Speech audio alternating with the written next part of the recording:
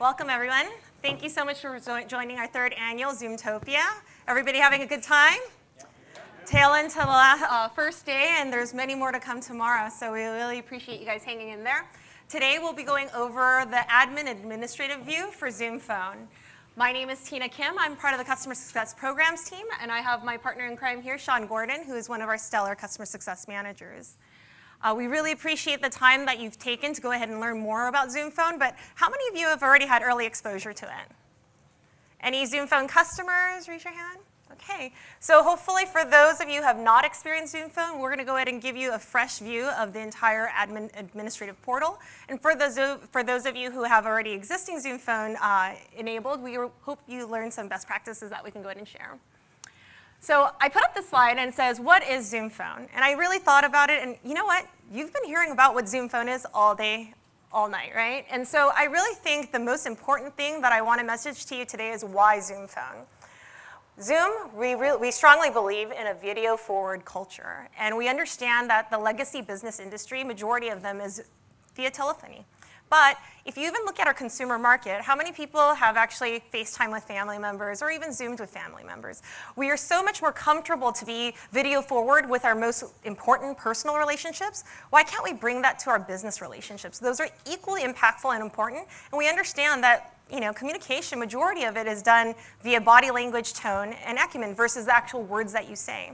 So if we can go ahead and ease the business industry from going from telephone to video, we think that Zoom Phone is the ideal solution for you. We make it easy, reliable, give you a centralized place to be able to go ahead and manage not only your Zoom video, Zoom Phone, and your Zoom Rooms, making it a single source of truth for you to be able to go ahead and have your users collaborate. Now, with that said, we're going to go ahead and dive in and give you the administrative view with the initial setup.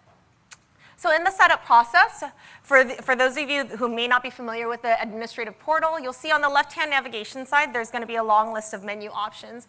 We embed Zoom Phone directly into the ecosystem that already exists within your video as well as your room conference solutions. Under the Zoom Phone management section, there is going to be a setup button. So whether you're on a trial or you purchase Zoom Phone net new, you'll notice that there is going to be an initial setup that is required. That initial setup process will require you to go ahead and choose your main company number. One common mistake that a lot of customers or concerns that they bring up is, well, I don't want to go ahead and commit myself to a new main company number. That is not the case. There is a little bit of literature at the bottom indicating your company number can be changed. This is a temporary number that you can choose to keep permanently should you do so, but many of our clients find themselves porting over their legacy number. So again, this is only for the purpose of the initial setup. You can always port in your legacy number in, or you can go ahead and cherry pick to a dedicated number that's within our pool of numbers to offer. Under the main company number section, you will see United States as default, but we also support Zoom Phone in Australia and the UK, so you will see that there are additional country options available. And as we globally expand, you'll see additional countries listed down below. Once you fill out the information, we are going to go ahead and have you choose that number that can be either temporary or the permanent option to select. You can see based on region, we allow you to be able to select from certain area codes. One other component I do want to go ahead and call out is that there are certain area codes that are going to be completely saturated. So obviously 415 is a very popular number by demand. So unless the carriers are able to go ahead and allocate more into the market, you may not be able to find every single area code, but we do provide an abundant number of options. Once you've selected your company number, you'll notice that it says to specify your extension number. One thing that I really want to go ahead and note, this extension number can be changed to up to a 6-digit number, but the extension number you choose for the owner of the account will be the starting base number that will go ahead and increase as you add additional rooms, users into the system. So if we are selecting 800 today, the next phone setup that I set up will be extension 801 and going on upward. Now, there is going to be a confirmation for you to go ahead and confirm your company number. Again, just noting, as much as the confirmation seems very permanent, you can always change this number at any time, and this is just going to allow us to go ahead and bypass to go ahead and start at least building onto the platform.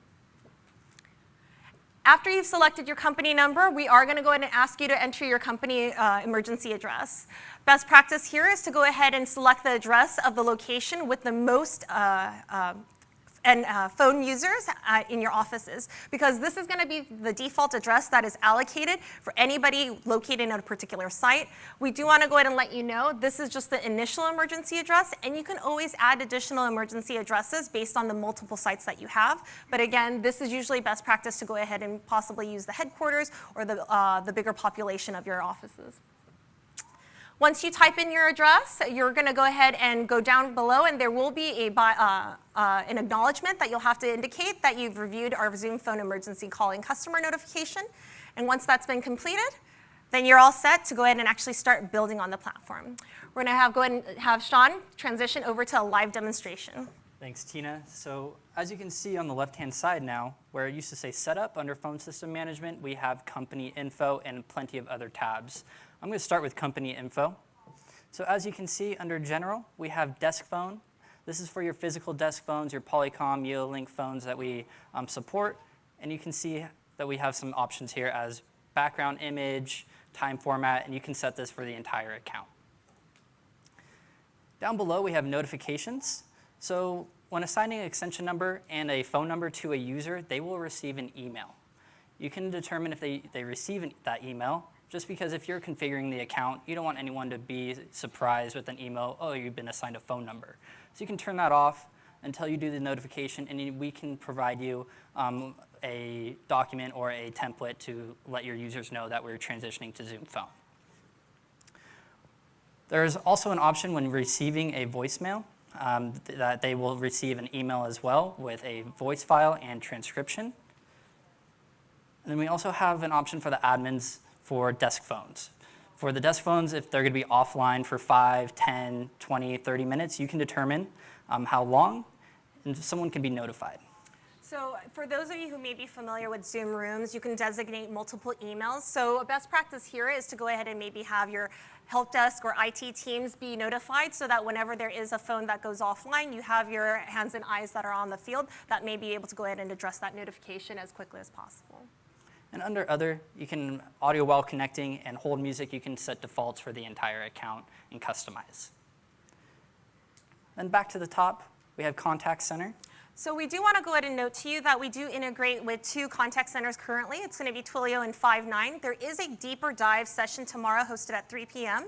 for the contact center solution. So please go ahead and take the time to attend that if that is applicable for your organization. Then under Emergency Address, you can see the default address that we just set up during the initial setup, which is right here, the 55 Almaden. And then you can see the address types and what site that is assigned to. So you can, if you have multiple sites, you'll be able to see which one it is assigned to, but there may be some that you might not recognize. So the ones that are unrecognizable, you may see them populate here and there, and it may be based on your user base. We understand that not all employees will work from an office, so your employees are able to go ahead and change their emergency addresses to maybe their satellite offices or their home addresses, so that whenever they do execute E911, that it routes according. So those will be populated and viewable by you in this portal, so don't be alarmed, but you'll see in the address type that it indicates user address versus company address, so that at least you know where that address populated from. Under Block List, this is for the entire account. You can block phone numbers inbound or outbound. And you also have the option to just block a prefix as well. So if you want to do the first 7 digits, you can, or the entire number. And again, it can be inbound or outbound. Under multiple sites, as you can see, we were already set up 2. For multiple sites, if you have multiple company sites, if you have one in LA, Denver, Atlanta, you can create multiple sites, and they can have their own main auto receptionist and main company addresses. So as you can see, we already created one with Zoomtopia satellite office. When I click here, I have my main auto receptionist and SIP zone. The SIP zone is if you have multiple licenses, so maybe a UK license, Australia license, you're going to have more options. We have you're going to have an option for Australia and the UK for the SIP zones. For business hours, we can set default business hours for all extensions. So if you add, say, 20 users to that site, they're going to have these business hours as a default. They, of course, can change their own. With audio prompt, you can set the default audio language for British English, American English, Spanish, and French Canadian. each site can have its own caller ID name, and anyone that makes a phone call that is assigned to that site this will be shown when they make that call out. And with emergency calling, you can see all the emergency addresses that have been added to that site and allow the extensions without a calling plan and phone number to place emergency calls. So this is great. Maybe not all of your users have been added or have been given a calling plan from Zoom Phone. That's okay. We still want to give them the ability to dial 911 if they need to. So we can toggle this on. Can select the option, and this is the main company number for that site. And we're going to acknowledge that we can, that the service is limited, but if they ever need to return a phone call, they can call this number. You'll also notice down below there are additional alerts that you can set. So in case of an emergency, we really want all hands on deck, right? So we can go ahead and provide email notifications maybe to your workplace services or your security offices so that they equally know that somebody within their geography or location has dialed 911 so that they can go ahead and dispatch maybe quicker than the regular emergency services.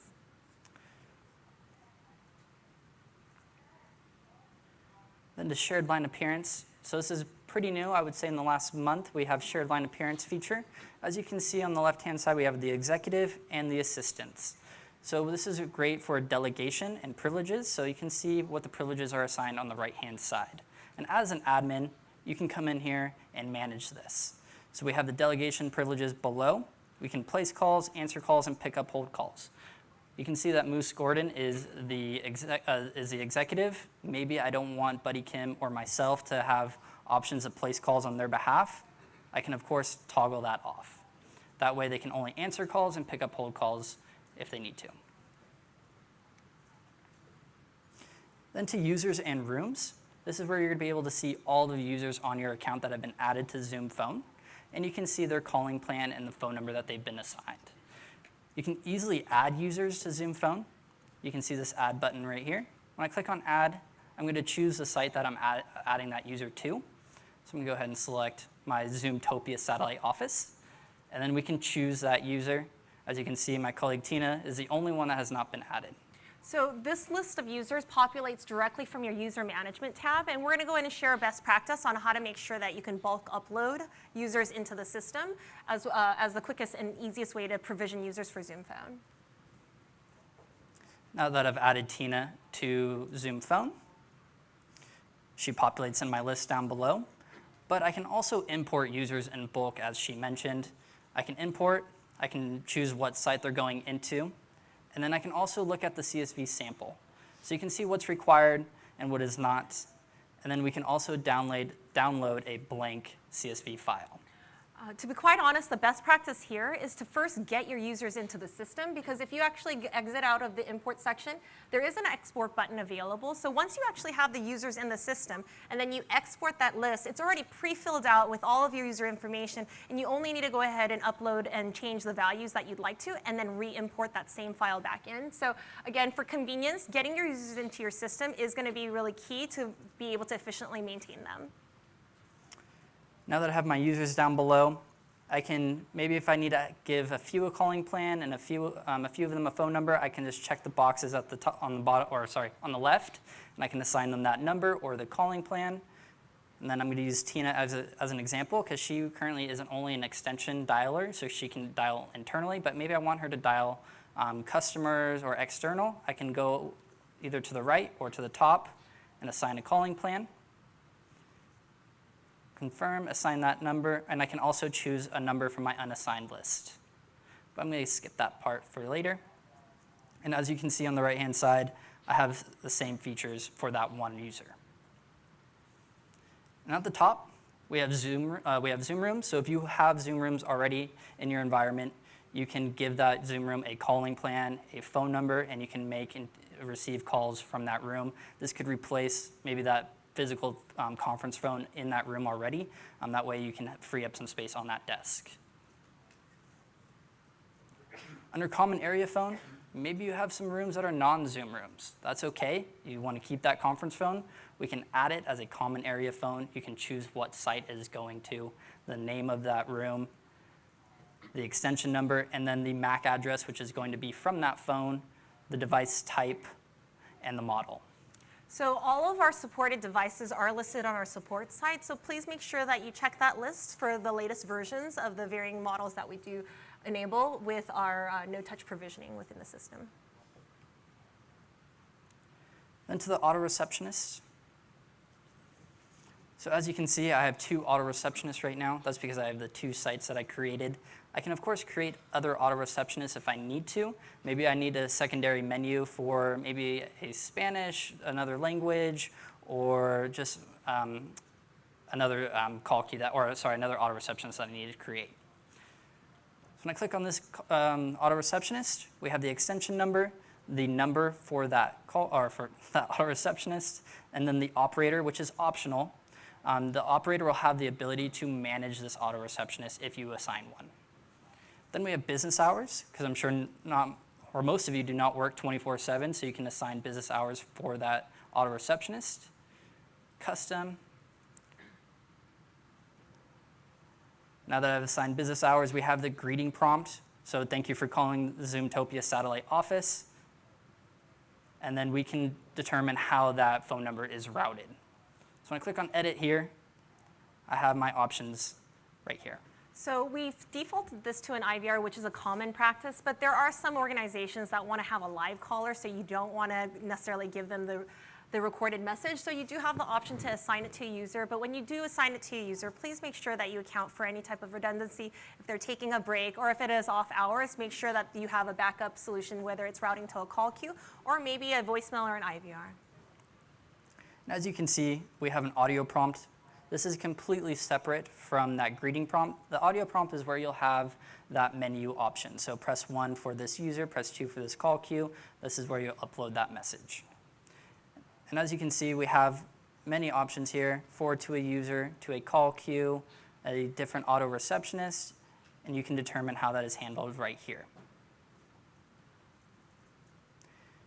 And at the bottom, the IVR will repeat itself 3 times automatically, but if no one selects anything after those 3 times, you can determine if it's going to how it's going to route. If it's going to go to a call queue, a different user, another auto receptionist, you can control that.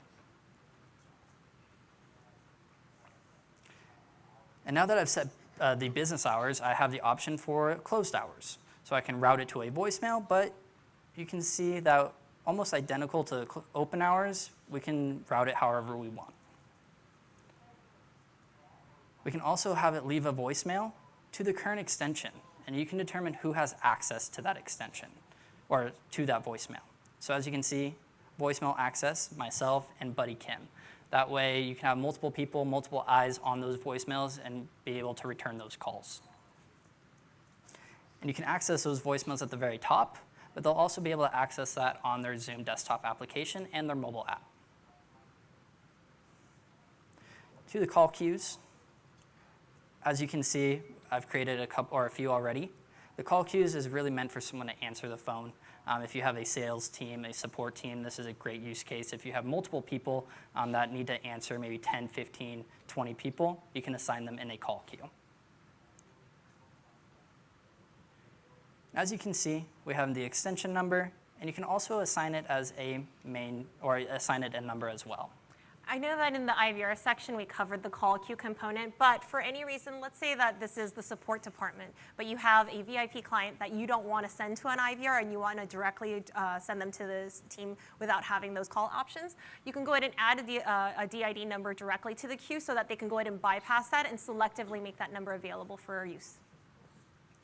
And the call queues have their own business hours. And as you can see, as you can see who the member is, we can add more members. There is a manager. As you can see, Moose Gordon is the manager of this call queue. And with that, the manager can make any changes to the call queue, remove, say, myself, maybe add Tina to the call queue. The manager will have access to that on their portal. And they don't have to be an admin of Zoom. They just have to be a manager, and they can have access to it. For call distribution, we have a few options. We have simultaneous, which means that it'll just ring everyone in that call queue at once. And as you just saw, we had sequential, and you can specify that sequence and how many seconds it's going to ring on each member's phone. So we can specify that sequence. Maybe I want myself to go first, can save that, and then it's going to ring on each person 15 seconds. We also have a round robin, where it's just going to rotate on who it's going to call first and continue going through this, the rotation. With the greeting prompt, if it's coming from the IVR menu, you might want to disable the greeting prompt because they already heard it from the auto receptionist. They probably don't need to hear a second one. But if it is assigned a direct number, then you can, of course, upload a greeting prompt. Thank you for calling Zoomtopia, Jupiter closed hours. You can have that greeting prompt there. We do have music on hold that you can customize. We have the default. You can disable it. You can upload an MP3 or WAV file here. Or you can even record it from your computer. So if any of you want to sing into your microphone and have the on-hold music, you of course can. We don't consider that a best practice. For max wait time, that's how long that person's going to be in that call queue. Then it's going to go to the overflow. And you can determine how long that will be, 15 seconds all the way up to 30 minutes. It's a pretty long time to be in a call queue and waiting for someone, but some people will wait. Then we have the max call in queue, so that's where you can determine how many people can sit in that call queue waiting for an agent. So we have 60 right now, but you can bring that down if you need to. For the overflow, max wait time and call queue, maybe these both are met, it will go to your overflow option. And you can determine how that is routed. So we have another call queue if you need to. If you have an overflow call queue, you can create that. But it can go to another user's voicemail. It can go to directly to a different user or back to an auto receptionist. And since this call queue has some business hours, you have close hours options as well. So as you can see, we have current extension. So that current extension, you can give multiple people access to the call queue and listen to the voicemails. But again, you can determine how that is managed. The one thing I do also want to note, I know that we've been expressing using call queues in an IVR setting, but just imagine you can also have a call queue for just the internal help desk. Because of the way that Zoom is designed on a soft phone client, if you list it as IT help desk, a user just needs to go ahead and type that into the dial pad, and they'll be able to go ahead and directly call to whatever resource that they need to. So just get creative. I think that we don't want to go ahead and cookie cut everything within Zoom. If you think that the use case can be flexible, please go ahead and try. Then to phone numbers. So as you can see at the very top, we have the main company number. This is a temporary number that we selected during the initial setup.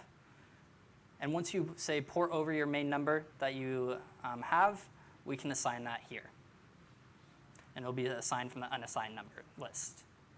And down below, you can see all the numbers that have already been assigned. So I have one assigned to myself and to that Zoomtopia auto receptionist. But we can also add numbers from our number pool.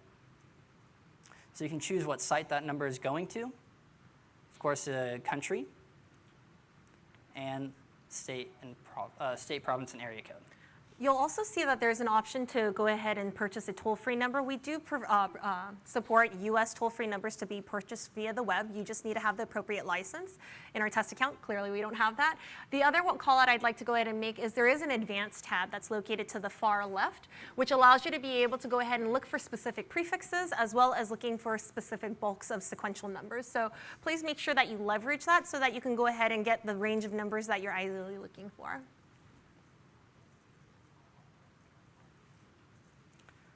Under the unassigned, of course, these are the numbers that have yet to been assigned to users or an auto receptionist or a call queue.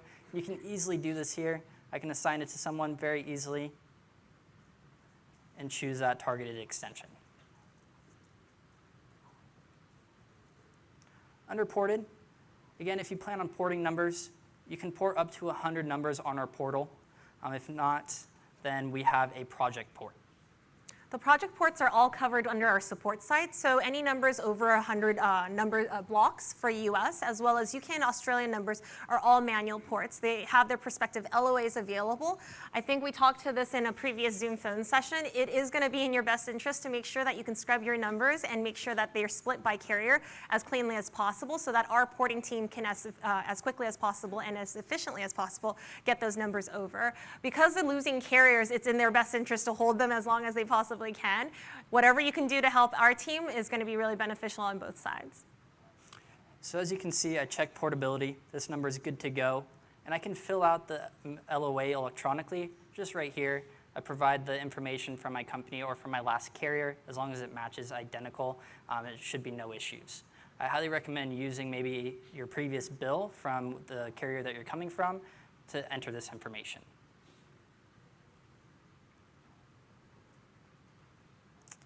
Then under phones and devices, you can add phones to physical phones to your users and assign them to look very similar to the common area phones, where we're going to need that MAC address, the device type, the model, and who you're going to be assigning it to. Under the unassigned, so you can bulk import through a CSV file. Don't worry, we have a sample for that as well. And you can choose what site it's going to. So maybe you have a ton of phones that you plan on growth in your company, and you want to keep those on your account ready to assign. You of course can through this import. And as you can see, what is mandatory or what is required: MAC address, the manufacturer, and the model. And of course, again, you can download that sample. And under call logs, this is a test account, so there has not been many phone calls made. So I had to do a test one yesterday to just show you something. So you can see the call log from the last week, what you can filter for the direction. You can search by name or extension or phone number. And as you can see, I called the Zoomtopia satellite office auto receptionist. No one answered. The path and the details, because I did go through the IVR menu. I pressed on 2, and 2 goes to the user Buddy Kim. And of course it routed to Buddy Kim, but he didn't answer either, so that's okay. You can easily export this list if you ever need to manage and look at your phone calls. One last thing that we have here is the dashboard.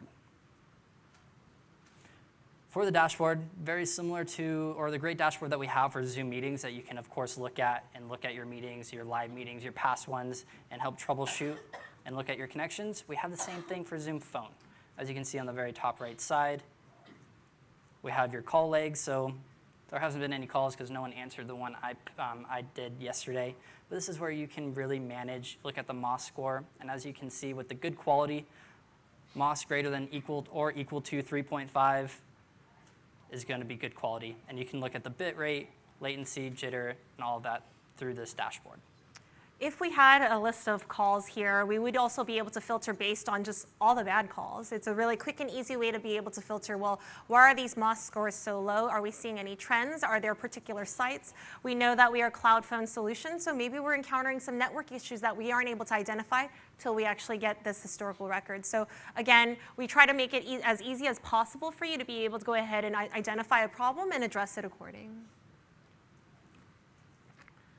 So that is pretty much it for our live demonstration. A couple of things that we wanted to go ahead and call out for you. I mentioned to you about how to be able to go ahead and bulk upload your users. The easiest way to do it, to also kill 2 birds with 1 stone, is to go ahead and consider using SSO provisioning. In one of our most recent releases, we actually supported the advanced SAML mapping of phone numbers, extensions. So if you keep your IDP accurate with your users' data, you can directly map that over into the Zoom Phone system and also allocate licenses based on their roles. So maybe, I guess, people who are most commonly on the phone, like sales teams, may get an unlimited license, but maybe office workers like in finance who are not necessarily on the phone day to day may get a metered license. But if you have those attributes there, you can go ahead and make sure that they get allocated the right license by enabling that feature. And then we have user policy. So maybe you want some users to be looked over a little bit more, you can turn on automatic recording for them. You can turn on international calling for just some users, as Tina mentioned, through our user policy. And then we do have usage reporting. So we do have a report for Zoom Phone. You can see the total calls being made per user, or even for your call queues, if the call queue was answered, if it ever hit the overflow, and you can see that on a per call queue basis. And that is pretty much it. So for additional resources, please visit our support site. I know I name dropped that several times. We also are hosting live trainings. I believe they're hosted every Wednesday, but if you go to our zoom.us live training site, you'll be able to register for those at absolutely no cost. And then of course, our sales team are very eager to talk with you as well. So we'll go ahead and open up for any questions. Yes. Oh.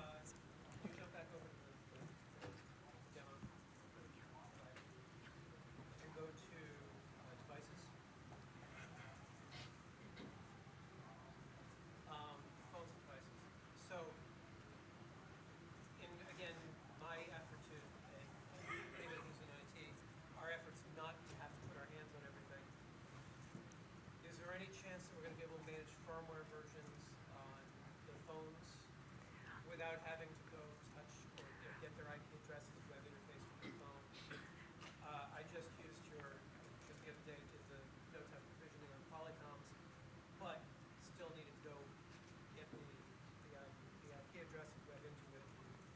So just to go ahead and make sure everybody heard the question from this gentleman was in regards to firmware management, if we are planning on having anything enabled so that he doesn't have to actually go to the different IP address. I believe right now, if you are doing the no-touch provisioning and it's a factory restart, we should be updating you to the latest firmware. No. No. We might want to go ahead and revisit that conversation because from our expected behavior, that should be the case. But just to go ahead and kind of piggyback off of that, Zoom is also looking at into Zoom managed devices. So not necessarily an MDM solution, but just for Zoom ecosystem. So that's why I think that we're right now focused on the Zoom Room component in regards to this device management so that we can go ahead and manage the firmware on that level. So I would not be surprised that Zoom Phone would be right around the corner, but we'd still like to go ahead and sync with you maybe afterwards in regards to the challenge that you encountered. Yeah, and on top of that, also settings like the time server, the time zone, being able to manage those settings because I still needed to go to the phone because it had one time of day. That should be pulling from the user's profile that you assigned it to. Then we might need to sync up after that with. We have a special time slot for you, sir. Okay, I think we had a question over here. You had mentioned when setting up a phone, a 6-digit extension.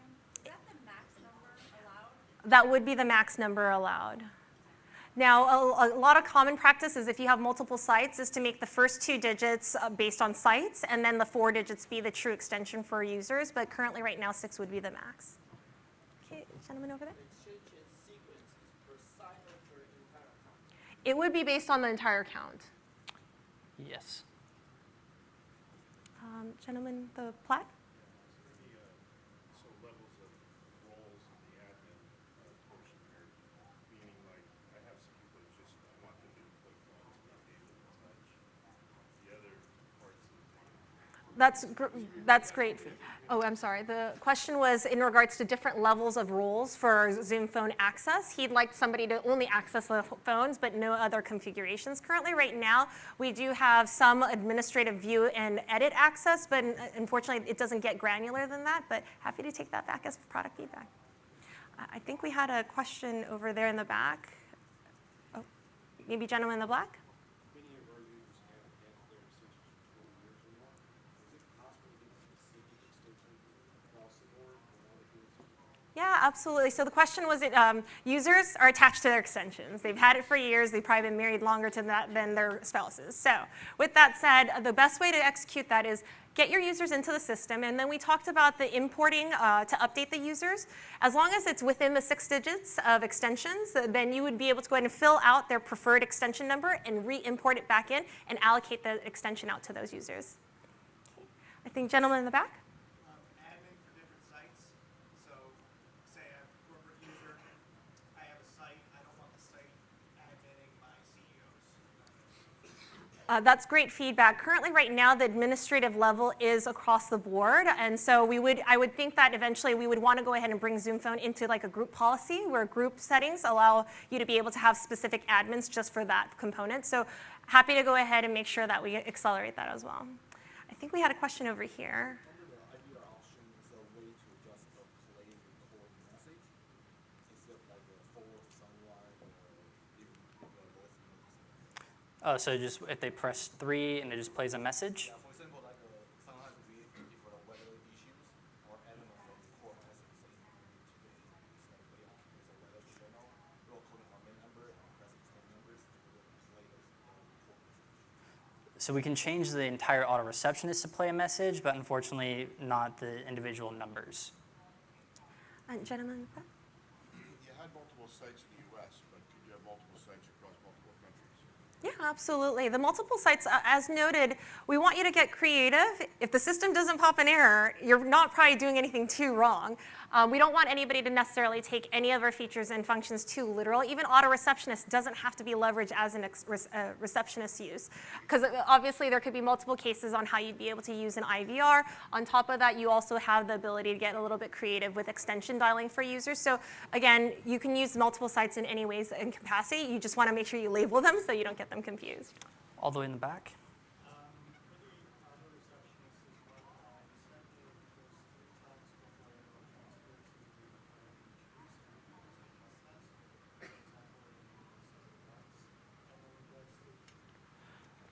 So the question was if we have the option to go ahead and customize the number of times that the IVR rings or repeats before it actually disconnects.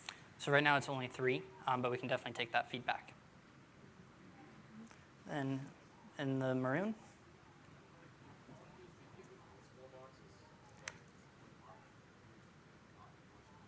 Yes, you do have the option to go ahead and have, so the question was if call queues have the ability to have a voicemail. Yes, you do have the ability to be able to designate a voicemail box. So again, we kind of go back to that analogy of the IT team, leave a message, and then we'll get back to you kind of scenario. Gentleman here in the blue? Oh, I'm sorry. Yes, we'll get back to you, sorry. If you have plans in the future to synchronize with a third-party directory of that directory. That's a really great question. So we currently synchronize with Outlook as well as Google Contacts. Was there a particular directory that you were looking for, or were there the two options that you were? Active Directory. I believe that is on our roadmap. Don't ask me for time because the product team will kill me. But we definitely want to go in and expand that scope. I know that there's also been conversation about just creating your own custom contacts, right, within the Zoom repository as well. There's this gentleman, I know that you were raising your hand. Curious, like, what other developments are going to happen for the auto receptionist? Like, can you right now set, like, holidays? That is currently not yet. That is something that we have been requested and is on the roadmap. And I think, gentleman. Not so much an admin question, but a dial by name directory function? Dial by name, that is one of our most popular functions. So best believe we are definitely trying to prioritize that. I can't necessarily give a time frame, but that is a high demand request. So we are working towards that. I'm so sorry. Dial by directory. Dial by name directory, yes. Gentleman in the denim.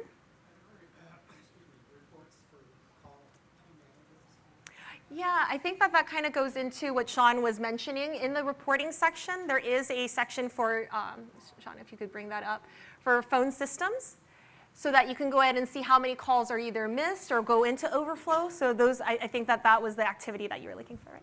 Great. Gentleman in the back with the glasses. In the general session, they talked a little bit about, like, in-the-moment diagnostic tools. What's coming? Are you going to be able to look at a keypad or something in the middle of the call? Like, what if there's a problem?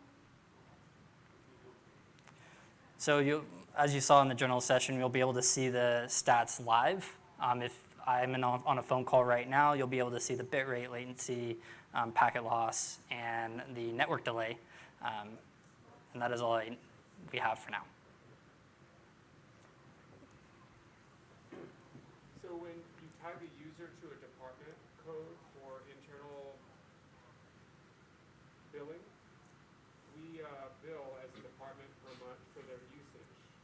So I don't see that option. Do you have one? Yeah, so actually, that's a standard Zoom feature where under the user management section, you can actually go ahead and import or map over, I guess, like cost centers so that you can go ahead and reassociate any type of cost or expense that is conducted by anybody. And so that department section is actually a free text section. So. It's a free text. Oh, I'm sorry, it's a free text. Yes. So that it could be numbers or letters, whatever they'd like. Gentlemen, classes? With the delegate feature, will incoming calls ring on all of the delegates' devices simultaneously, or is it sequential? Simultaneous. And there will be an indicator on where the call is coming from, because we also know that executive assistants may be managing multiple executives, right? And so they'll know exactly how to answer the call if they need to. So when they pick up, will the other users, the other delegates, or the user know that that person's picked up, or will there be a call record of that? It just won't. It'll just stop the ringing on that phone for now. But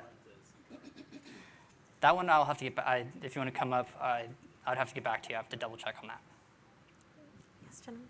What is the dial plan configuration? I don't know if I saw that screen. So if you're changing like the calling plan, Calling plan, routing plan, whatever you want to call it. So all of your paid licenses will be listed on the very top. So right now we only have in our test account the US licenses, but if you had Australia and UK and additional number licenses, if we click on plan details, I think that also shows you additional number licenses should you choose to go ahead and purchase DIDs without actual user licenses. Does that address your question? and then if you need to remove the calling plan or change the calling plan, it'll just be on the right-hand side.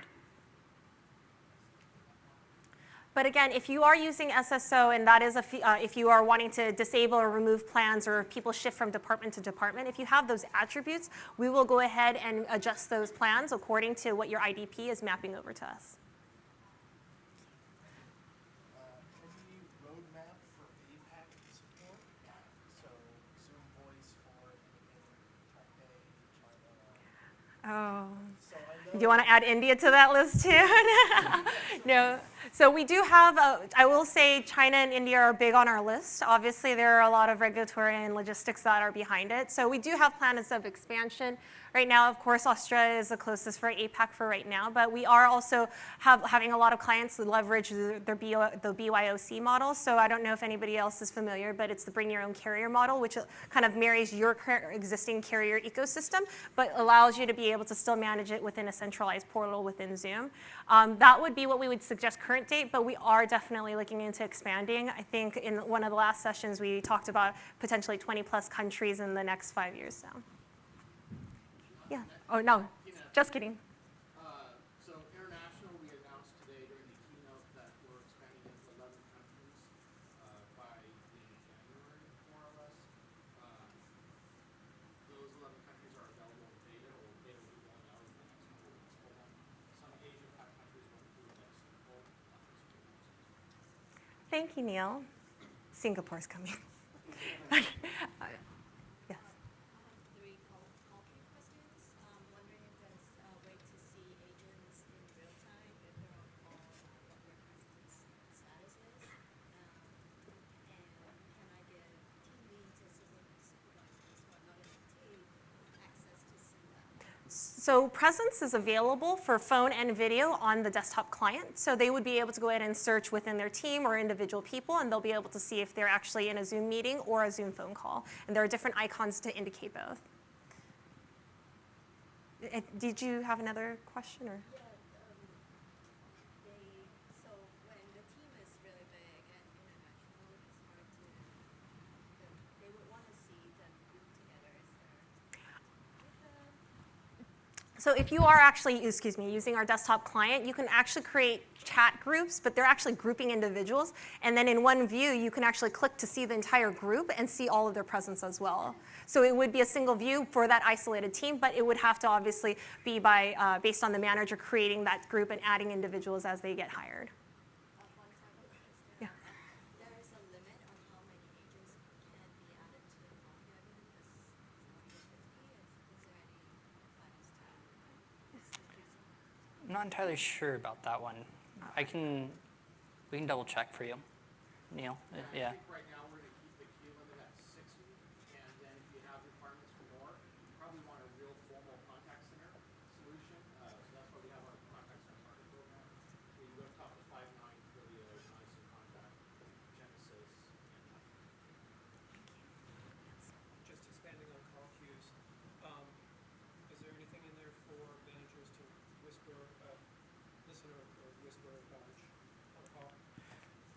No, but we do have, we can turn on automatic recording for the call queues, and they can review it after. But the Whisper has been a request, so we have taken that back to our product team. So again, more to come. It looks like we are at time. If anybody has additional questions, we're happy to stick around for a little bit on the side. But thank you so much for sticking around for such a long day and many more things to come.